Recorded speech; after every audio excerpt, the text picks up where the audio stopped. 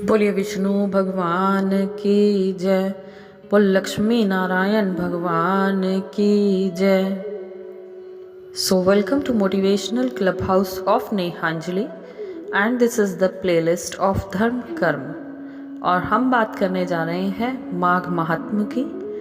हम माघ महात्म्य की इम्पोर्टेंस को पढ़ रहे हैं, जान रहे हैं, माघ स्नान की इम्पोर्टेंस को जान रहे हैं। और आज हम उसमें बताने जा रहे हैं कि माघ मास के स्नान से सुव्रत को दिव्य लोक की प्राप्ति हुई।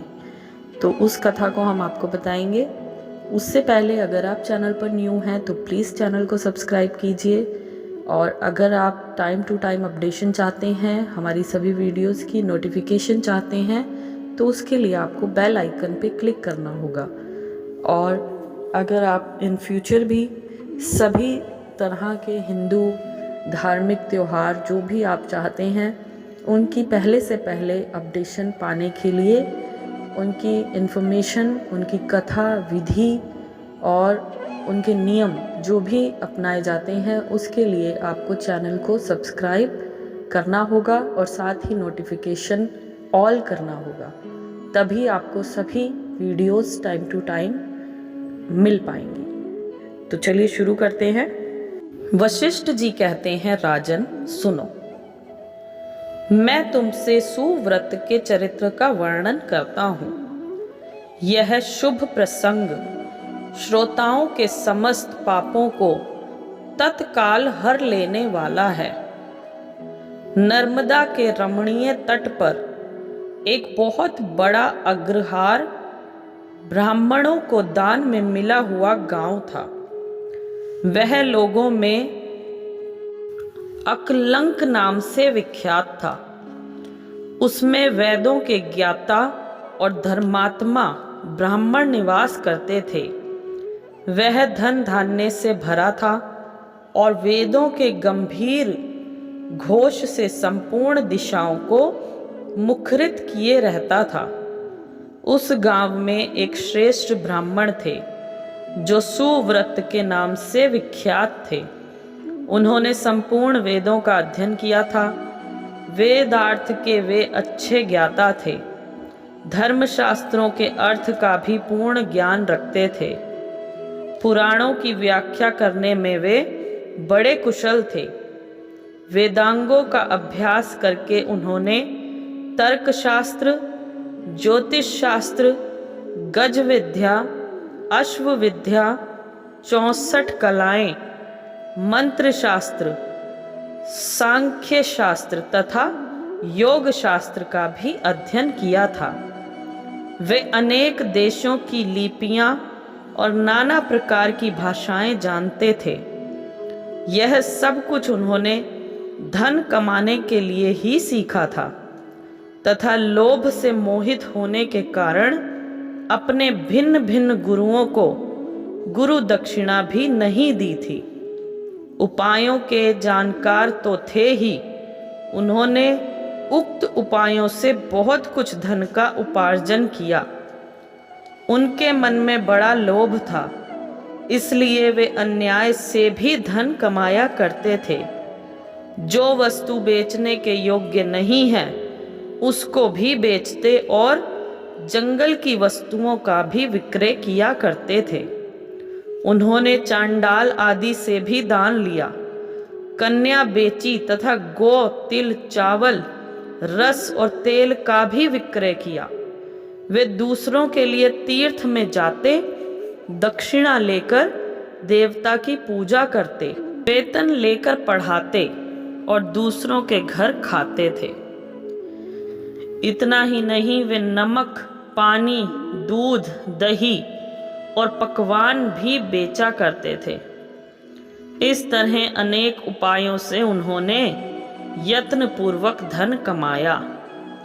धन के पीछे उन्होंने नित्य नैमित्तिक कर्म तक छोड़ दिया था। ना खाते थे, ना दान करते थे। हमेशा अपना धन गिनते रहते थे कि कब कितना जमा हुआ। इस प्रकार उन्होंने 1 लाख स्वर्ण मुद्राएं उपार्जित कर ली। धनोपार्जन में लगे लगे ही वृद्धावस्था आ गई और सारा शरीर जर्जर हो गया। काल के प्रभाव से समस्त इंद्रियां शिथिल हो गईं। अब वे उठने और कहीं आने जाने में असमर्थ हो गए। धनोपार्जन का काम बंद हो जाने से स्त्री सहित ब्राह्मण देवता बहुत दुखी हुए। इस प्रकार चिंता करते करते जब उनका चित्त बहुत व्याकुल हो गया, तब उनके मन में सहसा विवेक का प्रादुर्भाव हुआ। सुव्रत अपने आप कहने लगे, मैंने नीच प्रतिग्रह से, नहीं बेचने योग्य वस्तुओं के बेचने से तथा तपस्या आदि का भी विक्रय करने से ये धन जमा किया है, फिर भी मुझे शांति नहीं मिली। मेरी तृष्णा अत्यंत दुस्सह है। यह मेरु पर्वत के समान असंख्य सुवर्ण पाने की अभिलाषा रखती है। अहो, मेरा मन महान कष्टदायक और संपूर्ण क्लेशों का कारण है। सब कामनाओं को पाकर भी यह फिर दूसरी दूसरी नवीन कामनाओं को प्राप्त करना चाहता है। बूढ़े होने पर सिर के बाल पक जाते हैं, दांत टूट जाते हैं, आंख और कानों की शक्ति भी क्षीण हो जाती है, किंतु एक तृष्णा ही ऐसी है जो उस समय भी नित्य तरुण होती जाती है। जिसके मन में कष्टदायिनी आशा मौजूद है, वह विद्वान होकर भी अज्ञानी है, अशांत है, क्रोधी है और बुद्धिमान होकर भी अत्यंत मूर्ख है। आशा मनुष्यों को नष्ट करने वाली है, उसे अग्नि के समान जानना चाहिए। अतः जो विद्वान सनातन पद को प्राप्त करना चाहते हों, वह आशा का परित्याग कर दें। बल, तेज, यश, विद्या, सम्मान, शास्त्र ज्ञान तथा उत्तम कुल में जन्म, इन सबको आशा शीघ्र ही नष्ट कर देती है। मैंने भी इसी प्रकार बहुत क्लेश उठाकर यह धन कमाया है। वृद्धावस्था ने मेरे शरीर को भी गला दिया और सारा बल भी हर लिया। अब से मैं श्रद्धा पूर्वक परलोक सुधारने के लिए प्रयत्न करूंगा। ऐसा निश्चय करके ब्राह्मण देवता जब धर्म के मार्ग पर चलने के लिए उत्सुक हुए, उसी दिन रात में कुछ चोर उनके घर में घुस आए। आधी रात का समय था। आतताई चोरों ने ब्राह्मण को खूब कसकर बांध दिया और सारा धन लेकर चंपत हुए। चोरों के द्वारा धन छिन जाने पर ब्राह्मण अत्यंत दारुण विलाप करने लगा। हाय, मेरा धन कमाना धर्म, भोग अथवा मोक्ष किसी भी काम में नहीं आया। ना तो मैंने उसे भोगा और न दान ही किया, फिर किस लिए धन का उपार्जन किया। हाय हाय, मैंने अपने आत्मा को धोखे में डालकर यह क्या किया। सब जगह से दान लिया और मदिरा तक का विक्रय किया। पहले तो एक ही गौ का प्रतिग्रह नहीं लेना चाहिए। यदि एक को ले लिया तो दूसरी का प्रतिग्रह लेना कदापि उचित नहीं है। उस गौ को भी यदि बेच दिया जाए तो वह 7 पीढ़ियों को दग्ध कर देती है। इस बात को जानते हुए भी मैंने लोभवश ऐसे ऐसे पाप किए हैं। धन कमाने के जोश में मैंने एक दिन भी एकाग्रचित होकर अच्छी तरह से संध्योपासना नहीं की। अगर्भ ध्यान रहित या सगर्भ ध्यान सहित प्राणायाम भी नहीं किया। 3 बार जल पीकर और 2 बार ओंठ पोंछकर भली भांति आचमन नहीं किया। उतावली छोड़कर और हाथ में कुश की पवित्री लेकर मैंने कभी गायत्री मंत्र का वाचिक उपांशु अथवा मानस जप भी नहीं किया। जीवों का बंधन छुड़ाने वाले महादेव जी की आराधना नहीं की।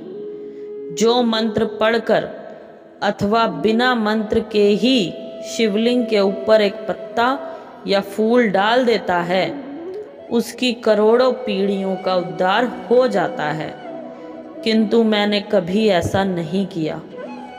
संपूर्ण पापों का नाश करने वाले भगवान विष्णु को कभी संतुष्ट नहीं किया। 5 प्रकार की हत्याओं के पाप शांत करने वाले पंच यज्ञों का अनुष्ठान नहीं किया। स्वर्ग लोक की प्राप्ति करने वाले अतिथि के सत्कार से भी वंचित रहा। सन्यासी का सत्कार करके उसे अन्न की भिक्षा नहीं दी। ब्रह्मचारी को विधि पूर्वक अतिथि के योग्य भोजन नहीं दिया। मैंने ब्राह्मणों को भांति भांति के सुंदर एवं महीन वस्त्र नहीं अर्पण किए। सब पापों का नाश करने वाले प्रज्वलित अग्नि में घी से भीगे हुए मंत्रपूत तिलों का हवन नहीं किया। श्री सूक्त पावमानी रचा मंडल ब्राह्मण पुरुष सूक्त और परम पवित्र शतरुद्रीय मंत्र का जप नहीं किया। पीपल के वृक्ष का सेवन नहीं किया। अकृत्रयोदशी का व्रत नहीं किया। वह भी यदि रात को अथवा शुक्रवार के दिन पड़े तो तत्काल सब पापों को हरने वाली है, किंतु मैंने उसकी भी उपेक्षा कर दी। ठंडी छाया वाले सघन वृक्ष का पौधा नहीं लगाया। सुंदर शैया और मुलायम गद्दे का दान नहीं किया। पंखा, छतरी, पान तथा मुख को सुगंधित करने वाली और कोई वस्तु भी ब्राह्मण को दान नहीं दी। नित्य श्राद्ध, पूर्व बलि तथा अतिथि पूजा भी नहीं की। उपयुक्त उत्तम वस्तुओं का जो लोग दान करते हैं, वे पुण्य के भागी मनुष्य यमलोक में यमराज को, यमदूतों को और यमलोक की यातनाओं को नहीं देखते। किंतु मैंने यह भी नहीं किया। गौओं को ग्रास नहीं दिया। उनके शरीर को कभी नहीं खुजलाया। कीचड़ में फंसी हुई गौ को, जो गोलोक में सुख देने वाली है, मैंने कभी नहीं निकाला। याचकों को उनकी मुंह मांगी वस्तुएं देकर कभी संतुष्ट नहीं किया। भगवान विष्णु पूजा के लिए कभी तुलसी का वृक्ष नहीं लगाया। शालिग्राम शिला के तीर्थभूत चरणामृत को ना ही कभी पिया और ना मस्तक पर ही चढ़ाया। एक भी पुण्यमयी एकादशी तिथि को उपवास नहीं किया। शिव लोक प्रदान करने वाली शिवरात्रि का भी व्रत नहीं किया। वेद, शास्त्र, धन, स्त्री, पुत्र, खेत और अटारी आदि वस्तुएं इस लोक से जाते समय मेरे साथ नहीं जाएंगी। अब तो मैं बिल्कुल असमर्थ हो गया, अतः कोई उद्योग भी नहीं कर सकूंगा। क्या करूं, कहाँ जाऊं? हाय, मुझ पर बड़ा भारी कष्ट आ पड़ा। मेरे पास परलोक का राह खर्च भी नहीं है। इस प्रकार व्याकुल चित होकर सुव्रत ने मन ही मन विचार किया। अहो, मेरी समझ में आ गया। मैं धन कमाने के लिए उत्तम देश काश्मीर को जा रहा था। मार्ग में भागीरथी गंगा के तट पर मुझे कुछ ब्राह्मण दिखाई दिए, जो वेदों के पारगामी विद्वान थे। वे प्रातःकाल माघ स्नान करके बैठे थे। वहाँ किसी पौराणिक विद्वान ने उस समय ये आधा श्लोक कहा था। माघे निमग्नः सलीले सुशीते विमुक्त पापा स्त्री दिवम प्रयान्ति। माघ मास में शीतल जल के भीतर डुबकी लगाने वाले मनुष्य पाप मुक्त हो स्वर्ग लोक में जाते हैं। पुराण में से मैंने इस श्लोक को सुना है, यह बहुत ही प्रामाणिक है, अतः इसके अनुसार मुझे माघ का स्नान करना ही चाहिए। मन ही मन ऐसा निश्चय करके सुव्रत ने अपने मन को सुस्थिर किया और 9 दिनों तक नर्मदा के जल में माघ मास का स्नान किया। उसके बाद स्नान करने की भी शक्ति नहीं रह गई। वे 10वें दिन किसी तरह नर्मदा जी में गए और विधि पूर्वक स्नान करके तट पर आए।